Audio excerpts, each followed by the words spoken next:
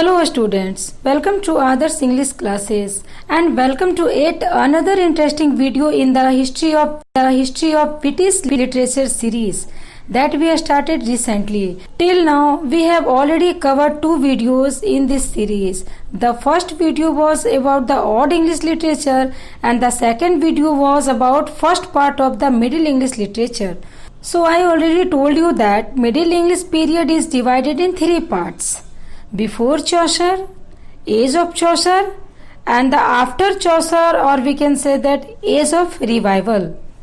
So in this video I am going to look at the second part, which is age of Chaucer, and in this video I would try to talk as much as I can about Geoffrey Chaucer. I would not be able to cover that much in this video, but I would give you a brief about the age of Chaucer.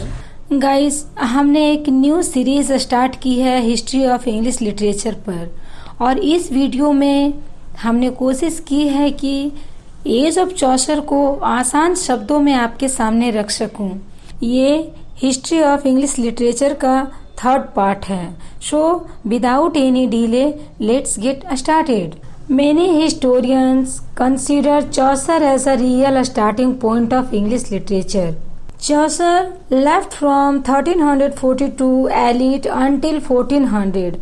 However, the entire century gets named after this massive figure, Geoffrey Chaucer. He was described as the first national poet, and he was also considered and continues to be considered as the father of English literature. Chaucer had the rare distinction of having lived under three monarchs.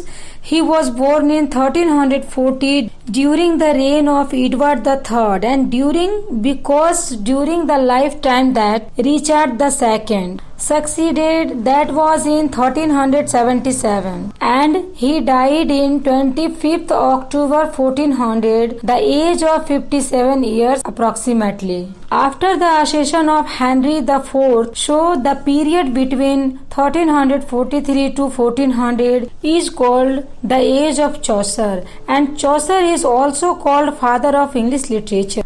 Guys, history of English literature के series में ये हमारी तीसरी video है। जैसा कि हमने आपको लास्ट वीडियो में बताया था कि middle English period three parts में डिवाइडेड है। पहला पार्ट चौसर से पहले का है, दूसरा एज ऑफ चौसर का है, मतलब चौसर का है, और तीसरा चौसर के बाद का है। तो बिफोर चौसर को हमने ऑलरेडी डिस्कस कर चुका है, और इस वीडियो में हम लोग बात करेंगे एज ऑफ चौसर की। चौसर मिडिल इंग्लिश पीरियड के इतने बड़े राइटर थे कि पूरी एक सेंचुरी उनके नाम है। Guys, Chaucer father of English literature and father of English poetry हैं। कई हिस्टोरियन ने चौसर को इंग्लिश लिटरेचर का रियल स्टार्टिंग पॉइंट माना है। हालांकि ये पूरी सेंचुरी जॉफ्री चौसर के नाम से है। चौसर को नेशनल पोइट के रूप में भी कंसीडर किया जाता है। ऐसा भी माना जाता है कि चौसर से ही इंग्लिश लिटरेचर की शुरुआत हुई है। चौसर का जन्म एक मर्चेंट फैमिली में 1340 में हुआ था। इनकी फैमिली रॉयल कोर्ट से रिलेटेड होने के कारण इन्हें एज ऑफ 17 साल की उम्र में ही रॉयल कोर्ट में एंट्री मिल गई थी। पूरी 14th सेंचुरी को इन्हीं के नाम से जाना जाता है। चौसर ने 3 मोनार्कों का मीन्स राजाओं का दौर देखा था, और उन्हें यह गौरव प्राप्त था कि उनका जन्म एडवर्ड III के शासनकाल में हुआ था, क्योंकि उनके जीवन काल के दौरान ही रिचर्ड II राजा बने और वे 1377 में थे। उसके बाद के जो किंग बने हेनरी IV, तो हेनरी IV के उद्गम के बाद का जो टाइम पीरियड था उसको एज ऑफ चौसर कहा गया। Now some of the major historical events that took place during Chaucer's period were: number 1, 100 Years' War, 1337. 100 Years' War started in 1337 and it ended after 116 years in 1453. This 100 Years' War was fought between France and England. Okay, and we all know England lost at the Battle of Hastings, and because England always wanted to his empire back. They fought against France. So lot of war happened between both these countries. But one of the most significant battle was battle in which England won by using the longbow method. So they used longbow in order to defeat the French army. Guys, Edward the third के शासन में ही चौसर पैदा हुए थे और यही वो time था जब इंग्लैंड से फ्रांस की वॉर चल रही थी और इंग्लैंड और फ्रांस के बीच की लड़ाई 100 सालों तक चलती रही थी और आगे चलकर 1399 में चौसर ने भी इस वॉर में हिस्सा लिया था और उनको फ्रांस की आर्मी ने गिरफ्तार कर लिया था। लेकिन एडवर्ड द थर्ड को चौसर से बहुत ज्यादा लगाव होने के कारण 16 पाउंड की अमाउंट देकर उन्हें छुड़वाया गया था। उस समय के लिए ये एक बहुत बड़ी अमाउंट थी। 100 इयर्स वॉर इंग्लैंड और फ्रांस के बीच की लड़ी गई एक इम्पोर्टेंट लड़ाई थी जो 116 सालों तक चली थी। लेकिन ऐसा नहीं था कि वो लड़ाई लगातार 116 सालों तक चलती रही थी, वो रुक रुक कर लड़ी गई वो लड़ाई थी। और चूंकि इस लड़ाई में बहुत ज्यादा खर्च हो रहे थे तो ये सारे खर्च का बोझ इंग्लैंड के पॉपुलेशन के ऊपर आ गया था। उनके ऊपर बहुत भारी टैक्स लगाया जा रहा था ताकि वॉर पे जो खर्च हो रहा था उस नुकसान की भरपाई हो सके। अब आप लोगों के मन में ये सवाल उठ रहा होगा कि आखिर ये वॉर स्टार्ट ही क्यों हुआ था। जैसा कि एंग्लो सैक्सन वाली वीडियो में मैंने आप लोगों को बताया था कि 1066 एडी में नॉर्मन कंक्वेस्ट हुआ था और विलियम द कॉन्करर इंग्लैंड के राजा बन चुके थे और इंग्लैंड के साथ साथ विलियम द कॉन्करर फ्रांस पर भी शासन कर रहे थे। और इनके बाद जो नए नए किंग्स आए तो उन्होंने भी इंग्लैंड के साथ साथ फ्रांस पर हुकूमत करने या उस पर शासन करना शुरू कर दिया। इसी वजह से इंग्लैंड और फ्रांस के बीच में तनाव बढ़ता चला गया और एडवर्ड द थर्ड के टाइम पर ये वॉर स्टार्ट हो गया।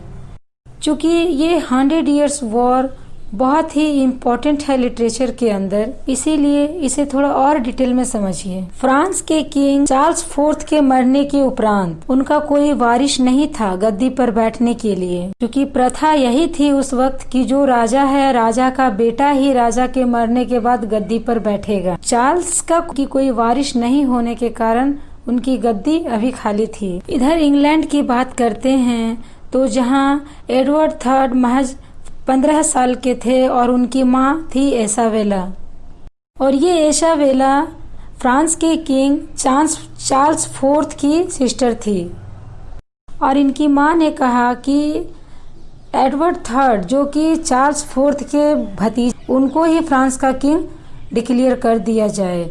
और इससे क्या हुआ कि फ्रांस के लोगों का गुस्सा फूट पड़ा हैं और गुस्सा फूटते ही एक भयानक वॉर का शक्ल ले लिया था जिसे शांत होने में 116 साल लग गए और इसीलिए ये 100 इयर्स वॉर स्टार्ट हुआ था। Now we will talk about the another important historical events that happened was the black death 1348 to 49. The Black Death was a famine that occurred thrice and in just 5 years killed 1/3 European population. It was that bad, that massive. During 1348, it was the Black Death, which was caused by plague, by black rats. During this period, bubonic plague, around 40 to 60% of England's population suffered and died. It took around 200 more years for England to recover to its original population. So, Black Death, that was the major setback during Charles' age. Guys, 100 years war के बाद historical events में एक बहुत ही भयानक नाम उभर कर आता है फ्लैग, जिसका नाम ब्लैक डेथ था और ये फ्लैग 1 साल तक चला था जिसमें कि यूरोप की 1/3 पॉपुलेशन इस महामारी से मर गई थी और जब ये प्लेग इंग्लैंड पहुंचा तो 40 to 60% इंग्लैंड की पॉपुलेशन इससे सफर्ड हुई और ये एक बहुत बड़ी तबाही थी और पूरी दुनिया को रिकवर करने में 200 साल लग गए थे। ये एक बहुत ही खतरनाक मंजर था यूरोप के लिए। ये एक ऐसी बीमारी थी जो लोगों को हो रही थी और इसका कोई इलाज भी नहीं था। Now we will discuss about Peasants Revolt 1381. Because of Black Death and 100 Years War, the Peasants Revolt is started in 1381. A lot of peasants were facing issues and it occurred in 1381 and it is also called Tyler's Rebellion because Tyler was the head of the Peasants Revolt and it occurred due to the unrest among peasants. Because peasants were not getting enough money, plus 100 years war was happening and noblemen were continuously pushing the peasants to give higher taxes. So that the decade fund the war, now peasants were really upset. And finally they started a rebellion which was known as Peasants Revolt. So these are the major incidents that took place during Chaucer's period. Guys, Black Death के कुछ सालों के बाद peasants revolt होता है, किसानों का विद्रोह होता है और इस रिवोल्ट को टाइलर्स रिवोल्ट भी कहा जाता है क्योंकि इस रिवोल्ट का जो हेड था वे टाइलर्स थे, टाइलर्स रिवेलियन, इसलिए इसको टाइलर्स रिवेलियन भी कहा जाता है। और ये रिवोल्ट क्यों हुआ था और इस रिवोल्ट की सबसे मेन और बड़ी वजह यही थी कि बहुत ज्यादा टैक्स उन पर लगा देना। इतना ज्यादा टैक्स लगा देने के कारण इन पीजेंट्स ने विद्रोह कर दिया क्योंकि ये जो 100 इयर्स वॉर जो चली थी उसमें सारे नोबल्स मैन ने क्या किया था कि एकदम से टैक्स को बहुत ही हाई कर दिया था और कंटिन्यूअसली बढ़ाया ही जा रहा था जिससे कि किसान एकदम से दब रहे थे, उस टैक्स के नीचे दब रहे थे और यहाँ किसान एकदम से बहुत अपसेट हो चुके थे, बहुत दुखी हो गए थे, वे टैक्स नहीं चुका पा रहे थे, इसलिए ये रिवोल्ट स्टार्ट हुआ था। तो ये थे इस पीरियड के major incidents. And now let us look at the great writers Geoffrey Chaucer. And this man was such a big impact in the field of English literature that his entire age was named after him. Now, Chaucer was a man who participated in the 100 Years War and plus he went on so many exploration around Europe. He traveled extensively and that is the reason why he was able to show many new people.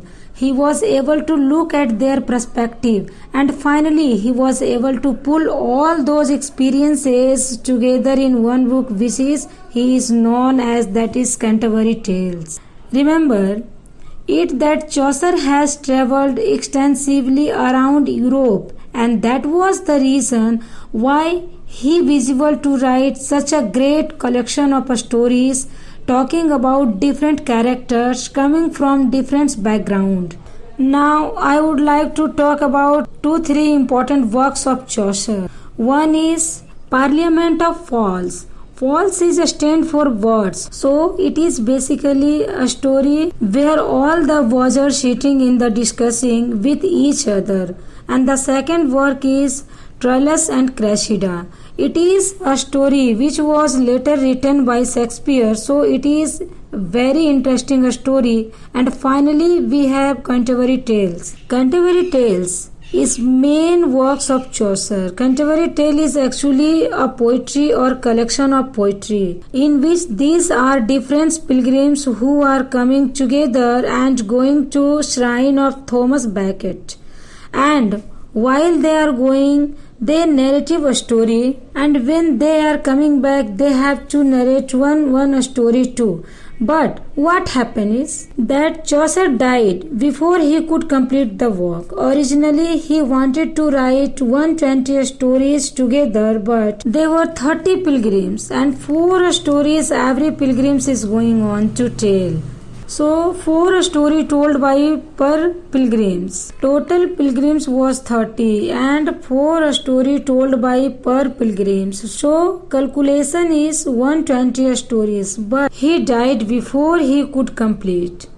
He only wrote 24 of them. Chaucer's writing can be divided into 3 periods: French, Italian and English period. Chaucer was such a big man that King Charles III just inspired and impressed by his writings. Guys, अगर हम बात करें literature की और चौसर के writings की, तो चौसर के राइटिंग्स को 3 पीरियड में डिवाइड किया गया था: फ्रेंच पीरियड, इटालियन पीरियड और इंग्लिश पीरियड। चौसर ने अपने शुरुआती दिनों में फ्रेंच में लिखा है, इसीलिए उनके पहले के राइटिंग्स को फ्रेंच पीरियड कहा गया है।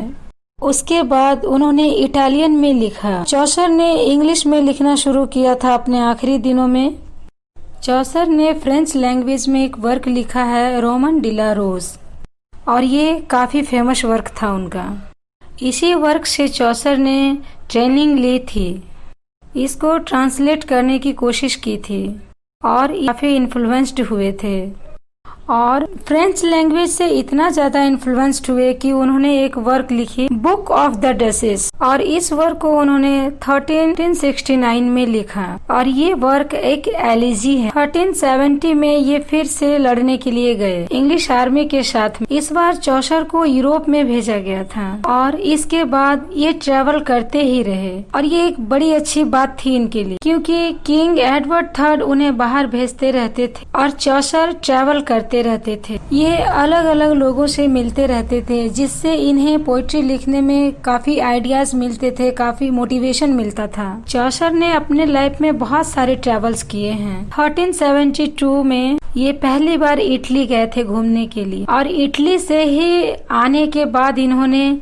इटालियन में लिखना शुरू किया, क्योंकि वहाँ के लैंग्वेज से ये बहुत ही इन्फ्लुएंस्ड हुए थे। उसी वक्त दांते की डेथ हो चुकी थी और पेट्रार्क अच्छा खासा लिख रहे थे। जब ये इटली गए थे उसी समय इन्होंने बहुत ही फेमस वर्क लिखे थे, जैसे parliament of fowls, house of fame, legend of good woman etcetera.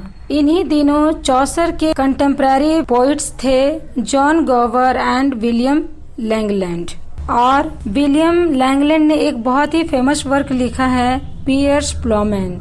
इसी पीरियड में एक और नाम निकल कर आता है, जॉन वाइक्लिफ की। इन्होंने ही बाइबल को ट्रांसलेट किया था, और इन्हीं के टाइम पर एक मूवमेंट आया था जिनका नाम है लॉलर्ड मूवमेंट, और जॉन वाइक्लिफ ने इस मूवमेंट पे अपना अच्छा खासा कंट्रीब्यूशन दिया था। इसके बाद चौसर ने एक बहुत ही फेमस वर्क लिखा, ट्रेलस एंड क्रेसिडा। बाद में इसको शेक्सपियर ने इसकी नकल की थी, मतलब इनको अपने शब्दों में लिखने की कोशिश की थी, इसलिए ये काफी इंटरेस्टिंग स्टोरी है ट्रेलस एंड क्रेसिडा का। इसके बाद हम बात करते हैं कैंटरबरी टेल्स की। 1388 में चौसर ने कैंटरबरी टेल को लिखना स्टार्ट कर दिया था। ये कैंटरबरी टेल 30 पिलग्रिम्स की स्टोरी है, जिसमें प्रत्येक पिलग्रिम्स को 4 स्टोरी सुनानी होती है, और ये 120 स्टोरीज का एक कलेक्शन है।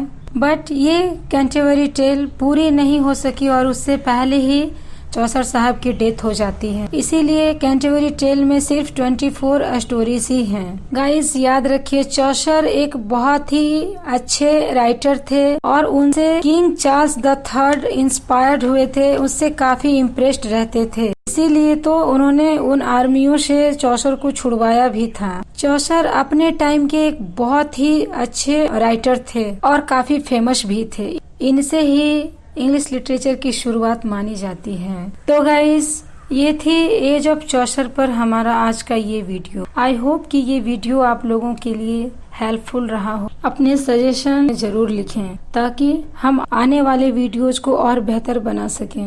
Thanks for watching.